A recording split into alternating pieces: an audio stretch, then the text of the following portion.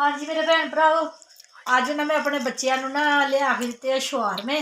ठीक है जी, अल्लाह खैर करे, या सुबह नूं नहीं तो परसों नूं। तेरा पापा कहना परसों नूं आ रोज़ा है, तो मैं क्या रोज़े तो पहला ना अपने बच्चों को शवारमे खिला देवां है ना। ते फिर मैं क्या फिर रोज़े रखने है, फिर ना कुछ खाया नहीं ना अफ्तारी तक फिर थोड़ी थोड़ी चीज़ खा के बच्चे रज जाते है।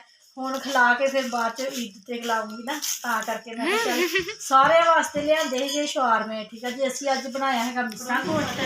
नहीं मैं नहीं खाता हाले, वो नहीं है हमें तो साथ मिस्सा गोश्त बनाया वा, ते ऐसे तो पापा बैठक दे रोटी खांदे पे है। ठीक है जी, ते मैं बर्गर खा के आई हूँ कीमे वाला ते अपने वास्ते शवारमा भी लैके आई हूँ। मैं कहा अज ने फोन कर दिता, मैं कहा रोटी ना पकायो है, पेड़े करन लगियां सीगियां। मैं कहा रोटी ना पकायो है, तुहाडे वास्ते मैं शवारमे लैके आंदी पई है। तो जो मैं आई तो सारे अद्धी अद्धी रोटी खाण डए सीगे बैठे हैं, ते अद्धी अद्धी रोटी खा के कहते असीं रोटी आप खा लेने। कहते कहते मम्मा रोटी ना पकाया कर, शवारमे मंगवा दिया कर। तां करके फिर मैं कहा अज चल शवारमे खाओ, रोटी नहीं पकानी होगी। ते हाँ जी मानो तू खा लिया? लो फिर मैं तो पेड़े करके बैठी सी, पापा कहते नहीं अज शवारमे आने हैं, तो फिर मैं पेड़े चुकते। आहो मैं कहा सीगा अली दुध दे फैसल हो गया। आलू पिछा देखो मेरे नाल ते मोए मोए हो गया। मैं तो मेहंदी लाई सी अपने हत्था ते, चांद रात ओहो चांद रात मतलब रमजान दे चांद दे करके कि अज चांद निकलना रमजान दा। मुस्कान दा मानो तू भी दिखा काका,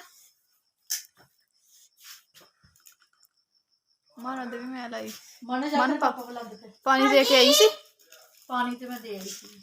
चलो भी शवारमा खाने। मेरी केचप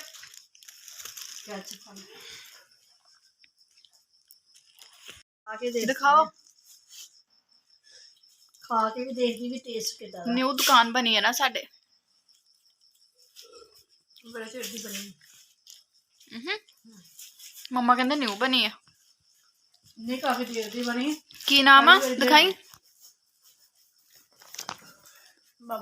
बाबा फूड पॉइंट्स। हाँ जी नेट बंद है, नेट चलदा हैगा वा, एलसीडी ते नहीं चलदा। स्लो मतलब एलसीडी ते नहीं ना चलदा है, मोबाइलां ते स्लो चलदा। मोबाइलां ते स्लो चलदा। मैंने दवो ना पर्ची कट के वाईफाई वाले ने मैं फोन करा हो गया इधर कर सारी रात भी इधर करदा रहंदा।